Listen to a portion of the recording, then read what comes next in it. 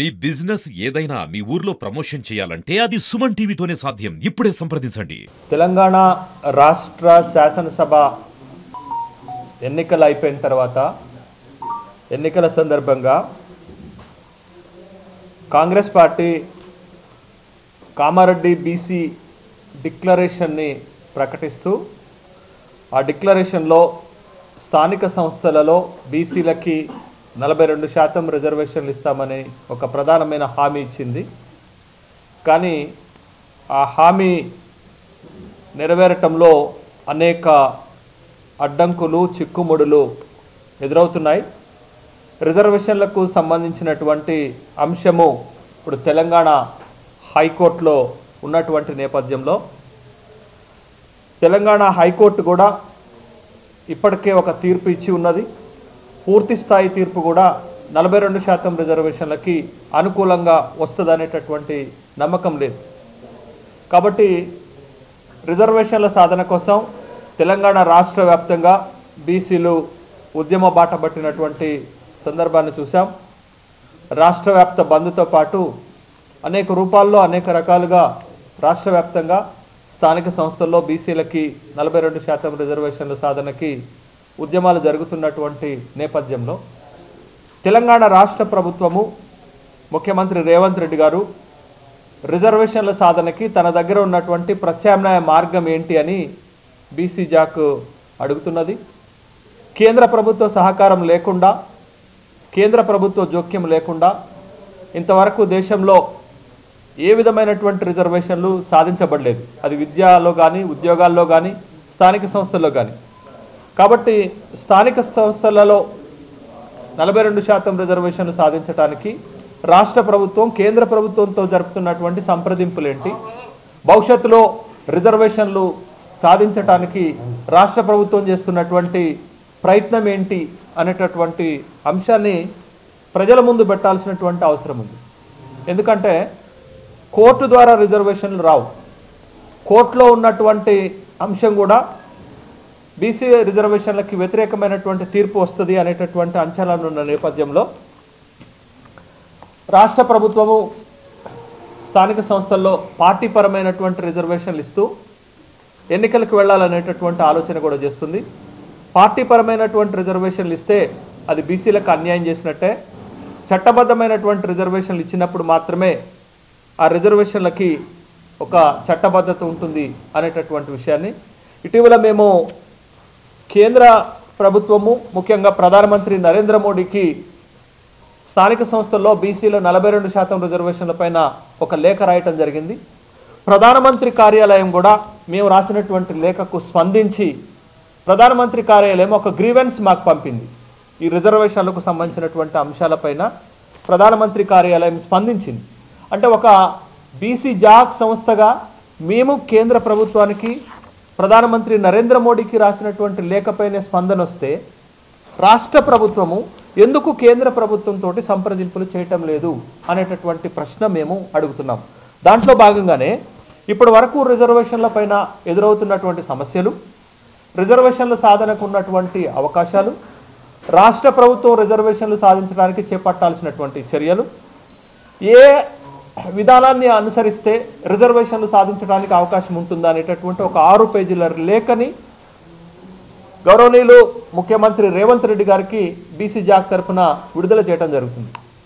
ప్రధానమంత్రి కార్యాలయానికి రాసినటువంటి లేఖ పైన స్పందన వచ్చినటువంటి సందర్భంలో మీ వైఖరి ఏంటి, రిజర్వేషన్ల పైన రిజర్వేషన్లు సాధించడానికి మీ రోడ్ మ్యాప్ ఏంటి, రిజర్వేషన్లు సాధించడానికి జయలలిత ఏ విధంగానైతే నాటి కేంద్ర ప్రభుత్వం పివి నరసింహారావుతో సంప్రదింపులు చేసి 69% రిజర్వేషన్లు సాధించగలిగిందో, మరి మీరు నరేంద్ర మోడీ తోటి ప్రధానమంత్రితోటి ఏ విధమైనటువంటి సంప్రదింపులు చేస్తున్నారు, రిజర్వేషన్ల సాధనకి మీ దగ్గర ఉన్నటువంటి వ్యూహం ఏంటి, ఇప్పటికే మీరు ఇచ్చినటువంటి బిల్లు, మీరు తెచ్చినటువంటి సవరణ బిల్లు, మీరు తెచ్చినటువంటి జీవో నెంబర్ 9 కోర్టు కేసుల్లో ఇమిడిపోయినటువంటి సందర్భంలో ఆ మార్గాల ద్వారా రిజర్వేషన్లు రావు అనేటటువంటి ఒక కన్ఫర్మేషన్ వచ్చిన సమయంలో రిజర్వేషన్ల సాధనకి మీ దగ్గర ఉన్నటువంటి ప్రత్యామ్నాయ మార్గం ఏంటి, రిజర్వేషన్ల సాధనకి మీ దగ్గర ఉన్నటువంటి రోడ్ మ్యాప్ ఏంటిది, రిజర్వేషన్లు ఎట్లా సాధించాలి, రిజర్వేషన్లకు వస్తున్న అడ్డంకులు ఏంటి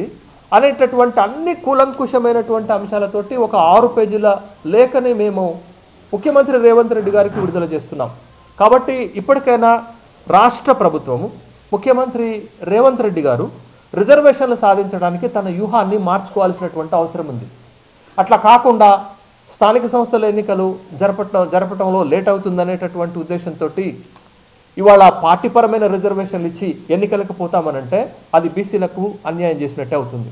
మేము రేవంత్ రెడ్డి గారికి రాష్ట్ర ప్రభుత్వానికి బీసీ జాక్ తరపున మేము చేస్తున్నటువంటి సూచన ఏంటి అని అంటే, డిసెంబర్ 1వ తారీఖు నాడు పార్లమెంటు సమావేశాలు ప్రారంభమవుతున్నాయి. గత వర్షాకాల సమావేశంలో ఈ అంశాన్ని జంతర్ మంతర్ దగ్గర ధర్నా చేశాం, కానీ పార్లమెంటు వేదికకి పట్టకెళ్ళలేకపోయినాం. ఎందుకు అని ప్రశ్నిస్తున్నాం. కాబట్టి ఇప్పుడు శీతాకాల సమావేశాలు డిసెంబర్ 1 నుండి ప్రారంభమవుతున్నాయి. కాబట్టి రాష్ట్ర ప్రభుత్వము తెలంగాణ రాష్ట్రంలో ఉన్నటువంటి 17 మంది ఎంపీలు, కాంగ్రెస్ పార్టీకి సంబంధించినటువంటి 100 మంది ఎంపీలు ఈ అంశాన్ని పార్లమెంట్లో లేవనెత్తాల, లోక్సభలో రాజ్యసభలో లేవనెత్తాల. లేవనెత్తటమే కాదు, ఈ సమస్యని జాతీయ సమస్యగా తీసుకెళ్ళాలి. జాతీయ సమస్యగా మార్చటమే కాదు, ఒక ప్రైవేట్ బిల్లుని పట్టుకురావాలి. ఇవాళ ఒక ప్రైవేట్ బిల్లు పెట్టాలంటే 50 మంది ఎంపీలు సంతకం చేస్తే సరిపోతుంది. కానీ వాళ్ళ కాంగ్రెస్ పార్టీకి లోక్సభలో 100 మంది ఎంపీలు ఉన్నారు. కాబట్టి ఒక ప్రైవేట్ బిల్లుని లోక్సభలోకి తీసుకువెళ్ళగలిగితే 42% రిజర్వేషన్ల పైన ఇది ఒక జాతీయ అంశంగా మారుతుంది. అప్పుడు కేంద్ర ప్రభుత్వం వైఖరి బయటపడుతుంది, భారతీయ జనతా పార్టీ వైఖరి కూడా బయటపడుతుంది. కాబట్టి వాళ్ళ రిజర్వేషన్లు సాధించాలి అంటే కేంద్ర రాష్ట్ర ప్రభుత్వాల సమన్వయంతో మాత్రమే రిజర్వేషన్లు సాధిస్తారు. అట్లా కాకుండా ఢిల్లీలో అడావుడి చేసినంత మాత్రాన, జంతర్ మంతర్ దగ్గర అడావుడి చేసినంత మాత్రాన, ఇందిరా పార్క్ దగ్గర అడావుడి చేసినంత మాత్రాన రిజర్వేషన్లు రావు. రిజర్వేషన్లు సాధించడానికి నాటి జయలలిత ప్రభుత్వం ఏ మార్గాలను అనుసరించిందో అంతకంటే ఉన్నతమైనటువంటి మార్గాలను అనుసరించడానికి రాష్ట్ర ప్రభుత్వము అటు రాజ్యాంగ నిపుణులతోటి న్యాయ నిపుణులతోటి ఒక కమిటీ వేయమని చెప్పాం. దానికి గతి లేదు. కాబట్టి ఇవాళ రిజర్వేషన్ల సాధనకు ఉన్నటువంటి అన్ని మార్గాలను రాష్ట్ర ప్రభుత్వం ఉపయోగించుకొని కేంద్ర ప్రభుత్వంతో సమన్వయం చేసి, మరి ముఖ్యంగా ప్రధానమంత్రి బీసీ అంటున్నారు కాబట్టి ప్రధానమంత్రితో సహకారం తీసుకొని రిజర్వేషన్లు సాధించాల్సినటువంటి అవసరం ఉంది. ఇవాళ నేను ఒక మాట అడుగుతున్నాను, ఇవాళ జూబ్లీ హిల్స్ ఎన్నికలో బీసీని పెట్టకుండా మీరు గెలిచేవారా? చాలా స్పష్టంగా రాష్ట్ర ప్రభుత్వాన్ని ఒక ప్రశ్న అడుగుతున్నాను. ఇవాళ జూబ్లీ హిల్స్లో తెలంగాణ రాష్ట్రం వచ్చిన తర్వాత ఒక్కసారి కూడా మీరు గెలవలేదు. ఒక్కసారి ఇవాళ బీసీకి అవకాశం ఇస్తే జూబ్లీ హిల్స్లో గెలిచారు. ఇవాళ బీహార్ ఎన్నికల్లో ఇవాళ భారతీయ జనతా పార్టీ 89 శాసనసభ స్థానాలు సాధించి సింగిల్ లార్జెస్ట్ పార్టీగా నిలబడింది. 202 స్థానాలు సాధించి ఎన్డీఏ ఇవాళ అద్భుతమైన మెజార్టీ తోటి బీహార్లో అధికారంలోకి వస్తుంది. ఇవాళ బీహార్లో ఈబీసీలు ఓట్లు వేయకుండా మీకు ఈ స్థాయి విజయం సాధించిందా? ఎక్స్ట్రీమ్ బ్యాక్వర్డ్ క్లాసులు బీహార్లో మీకు మద్దతు తెలిపితేనే మీరు ఆ స్థాయి విజయాన్ని సాధించారు. ఇవాళ బీసీలు ఇక్కడ ఓట్లు వేసి బీసీలను నిలబెడితేనే మీరు జూబ్లీ హిల్స్ ఎన్నికలో విజయం సాధించారు. అంటే బీసీలు ఈబీసీలు వీళ్ళందరూ మీకు ఓట్లు వేసేటటువంటి యంత్రాలుగానే పనిచేయాలనా? వీళ్ళకు కావాల్సినటువంటి వీళ్ళ హక్కులు, వీళ్ళ డిమాండ్లు, వీళ్ళ రిజర్వేషన్లు సాధించడానికి ప్రభుత్వాలుగా మీరు చేస్తున్నటువంటి ప్రయత్నం ఏంటని రాష్ట్ర ప్రభుత్వాన్ని, కేంద్ర ప్రభుత్వాన్ని నేను డిమాండ్ చేస్తున్నాను. మేము ప్రధానమంత్రికి రాసినటువంటి లేఖపైన స్పందన వచ్చింది, గ్రీవెన్స్ పంపించారు, దానికి పైన ఉన్నటువంటి డిపార్ట్మెంట్స్కి లెటర్ని పంపించారు. మేము లేవనెత్తినటువంటి అభ్యంతరాలను పరిగణలోకి తీసుకున్నారు. మరి రాష్ట్ర ప్రభుత్వం ఏం చేయాలి? రాష్ట్ర ప్రభుత్వానికి అటు డెడికేటెడ్ కమిషన్కి లెటర్ ఇచ్చాను, ఇటు బీసీ కమిషన్కి లెటర్ ఇచ్చాను, అనేక సార్లు ముఖ్యమంత్రి గారికి లెటర్ పంపాను. ఇవాళ ఒక 6 పేజీల లెటర్ పంపుతున్నాను రిజర్వేషన్లు సాధించడానికి ఉన్నటువంటి మార్గాలు ఏంటని. కానీ ఇంతవరకు రాష్ట్ర ప్రభుత్వం ఒక్క రిప్లై కూడా మాకు ఇవ్వలేదు. అంటే ఇంత బాధ్యతారాహిత్యాన్ని ఎలా చూడాలా? ఎలా చూడాలా? ఇవాళ మా ఓట్లతోటి మీరు అధికారంలోకి రావాలా? మా ఓట్లతోటి మీరు శాసనసభ స్థానాలు గెలవాలా? మా ఓట్లతోటి కేంద్ర ప్రభుత్వంలో అధికారంలోకి రావాలా? కానీ దశాబ్దాలుగా బీసీల డిమాండ్లు, హక్కులు మాత్రం నెరవేర్చమనంటే మిమ్మల్ని ఏ పార్టీలుగా చూడాలి? మీరు బీసీలు వ్యతిరేక పార్టీలుగా చూడాలనా, అనుకూలమైనటువంటి పార్టీలుగా చూడాలనా? నిన్న జరిగినటువంటి బీహార్ ఎన్నిక, జూబ్లీ హిల్స్ ఎన్నికలో మీరు ఎవరి మద్దతుతో గెలిచారు? ఎవరి మద్దతుతో మీ ప్రభుత్వాలు నిలబెట్టుకున్నారనే ప్రశ్న అడుగుతున్నాను. కాబట్టి ముఖ్యమంత్రి రేవంత్ రెడ్డి గారు మా లెటర్కి స్పందించాలని డిమాండ్ చేస్తున్నాను. మేము ఈ లెటర్లో కూలంకుషంగా అన్ని విషయాలని టచ్ చేశాం. రిజర్వేషన్లు సాధించే మార్గం ఏంటో చెప్పాం. రిజర్వేషన్లు సాధించడానికి ఉన్న అవకాశాలు ఏంటో చెప్పాం. మళ్ళీ ఇవాళ స్థానిక సంస్థల ఎన్నికల్లో పార్టీపరమైన రిజర్వేషన్లు ఇచ్చి ఎన్నికలకు పోతామంటే ఖచ్చితంగా ఇది బీసీలను మోసం చేయటం అవుతుంది. 2013 నుంచి బీసీలకు ఇదే రకమైనటువంటి మోసం స్థానిక సంస్థల్లో జరుగుతుంది. 2013లో జరిగింది, 2019లో జరిగింది, ఇప్పుడు 2025లో కూడా అదే రకమైనటువంటి నష్టం చేయడానికి ఇవాళ ప్రయత్నం చేస్తున్నారు. కాబట్టి కనీసం రిజర్వేషన్లు సాధించడానికి చిత్తశుద్ధితో మీరు ప్రయత్నం చేయాలని మేము కోరుకుంటున్నాం. వస్తాయా రావా తర్వాత ముచ్చట, రాకపోతే ఏం చేయాలనో బీసీలు నిర్ణయించుకుంటారు. అది బీసీలకు వదిలేయాల్సినటువంటి అంశం. కాబట్టి వాళ్ళ రిజర్వేషన్ల సాధన కోసం పార్లమెంటు వేదికని కాంగ్రెస్ పార్టీ ఉపయోగించాలని కోరుతున్నాను. రేపు శీతాకాల సమావేశంలో డిసెంబర్ 1 నుంచి ప్రారంభమవుతున్నటువంటి శీతాకాల సమావేశాల్లో తెలంగాణ రాష్ట్రంలో స్థానిక సంస్థలకు సంబంధించినటువంటి రిజర్వేషన్లను ఒక అంశంగా, ఒక ఇష్యూగా మార్చాలా. అది లోక్సభ, రాజ్యసభ వేదికగా ఈ అంశాన్ని లేవనెత్తాలా. ఇది ఒక జాతీయ అంశంగా మార్చాలా. భారతీయ జనతా పార్టీ దీనిపైన స్పందించకపోతే ఒక ప్రైవేట్ బిల్లు పెట్టండి, వాళ్ళ వైఖరి ఏంటో తెలుస్తుంది.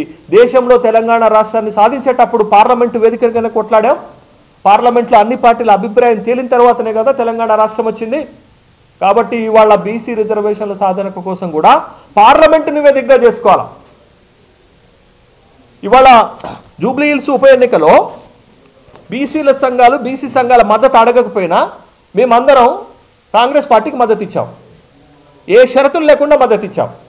ఇవాళ అడుగుతున్నాను చెప్పండి, షరతులు లేకుండా బేషరతుగా మీ పార్టీకి మద్దతు ఇచ్చి 24,000 ఓట్ల మెజార్టీతో గెలిపిస్తే మీరు రిజర్వేషన్ల పైన తీసుకుంటున్నటువంటి చర్యలేంటో పబ్లిక్గా బీసీ సమాజానికి చెప్పాల్సినటువంటి అవసరం ఉంది. మీరు చేపట్టినటువంటి చర్యలేంటో చెప్పాల్సినటువంటి అవసరం ఉంది.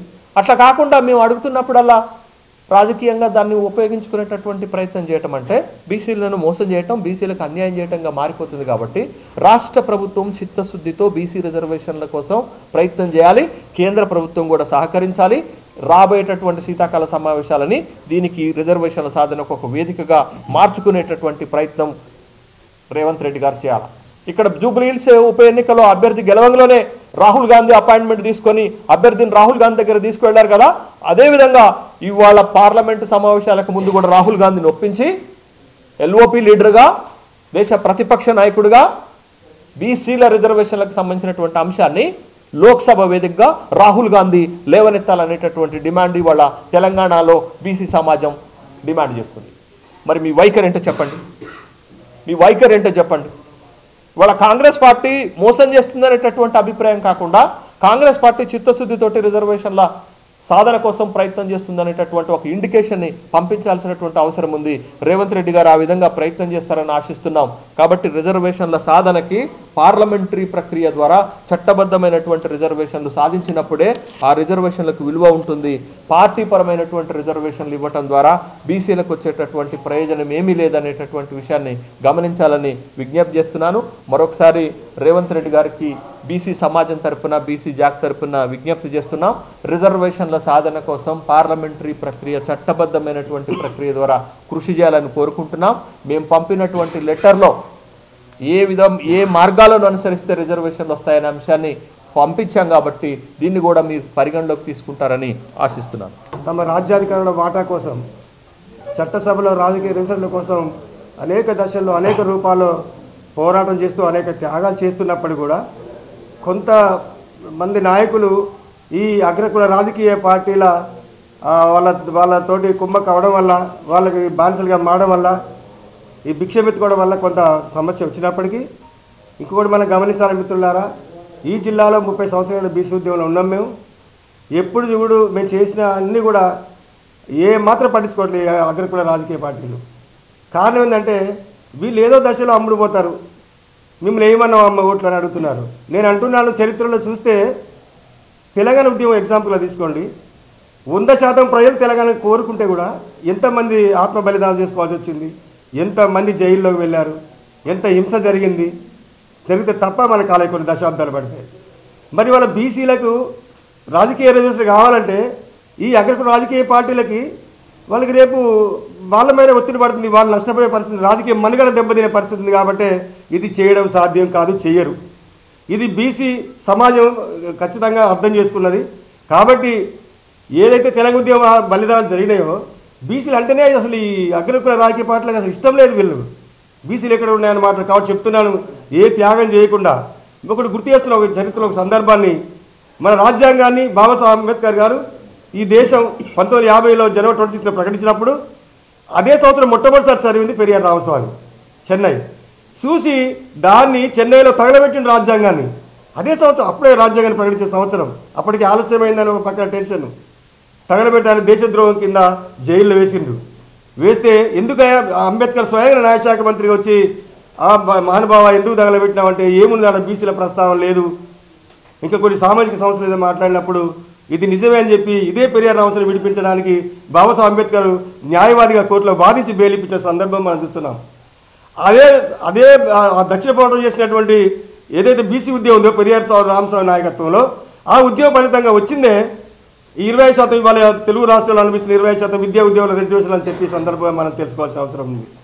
కాబట్టి యుద్ధం జరగకుండా బీసీలు అంటే ఏం చేయరు, ప్రజాస్వామ్యయుతంగానే ప్రజాస్వామ్య పరిధిలో చేస్తారు, మాకు ఎలాంటి వైలెన్స్ ఉండదు అనుకున్నారు. కానీ ఇది ఆత్మగౌరవ పోరాటం విషయాన్ని ఈ ప్రభుత్వాలు పాలక వర్గాలు గుర్తించాల్సిన అవసరం ఉంది.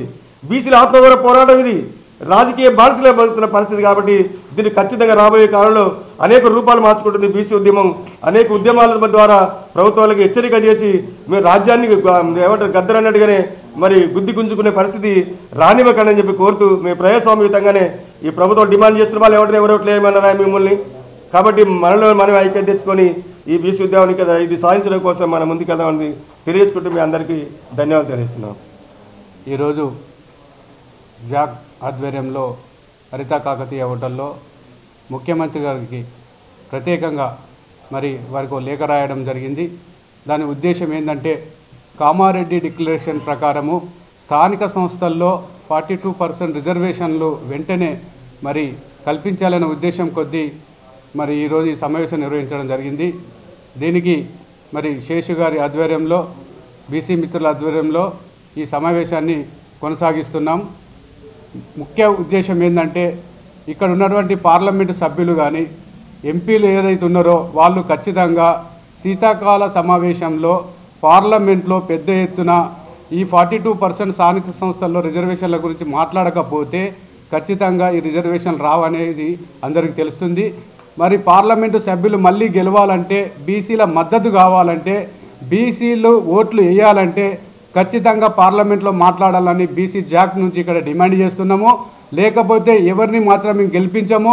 బీసీలు అంటే వట్టటిగానే అంటున్నారు, బీసీలు చైతన్యవంతమైనరు, బీసీల ఓటు బ్యాంకు ఖచ్చితంగా ఓటు బ్యాంకు 57.63% మరి ఓటు బ్యాంకు ఉన్నదని గణాంకాలు చెప్పుతున్నాయి.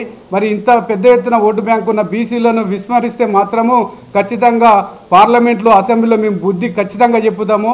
ఎందుకంటే జనం మాది, బలం మాది, మరి సీట్లు మావి, ఓట్లు మావి. మరి మా ఓట్ల ద్వారా మీరు గెలిచి మరి అక్కడ ప్రభుత్వాలను గద్దెనెక్కినటువంటి వాళ్ళకి చెప్తున్నాము, ఖచ్చితంగా మీరు మాత్రము మరి పార్లమెంట్లో బీసీ బిల్లు ప్రవేశపెట్టి బీసీలకు స్థానిక సంస్థల్లో 42% రిజర్వేషన్లు కల్పించకపోతే మాత్రము బీసీల యుద్ధ బేరి ఎట్లుంటుందో కూడా మీరు తెలుస్తుంది. మేము ఖచ్చితంగా వరంగల్ పక్షాల నుంచి తెలియజేస్తున్నాము. ఇక్కడ ఇంత పెద్ద ఎత్తున కూడా ఇంత కార్యక్రమాలు చేస్తుంటే కూడా ప్రభుత్వాలకు అటు కేంద్ర ప్రభుత్వానికి కానీ ఇటు రాష్ట్ర ప్రభుత్వానికి చిత్తశుద్ధి లేకుండా కూడా వాళ్ళు వ్యవహరిస్తున్నారు. దీన్ని తీవ్రంగా ఖండిస్తున్నాము. రాబోయే రోజుల్లో మాత్రము బీసీల మరి ఎట్లా ఉంటుందో చూపెట్టబోతున్నామని వరంగల్ పక్షాన్ని తెలియజేసుకుంటున్నాం. నా పేరు బుట్టి శ్యామ్ యాదవ్, జాతీయ బీసీ సంక్షేమ సంఘం ఉమ్మడి వరంగల్ జిల్లా అధ్యక్షుని, జాకు మెంబర్ని.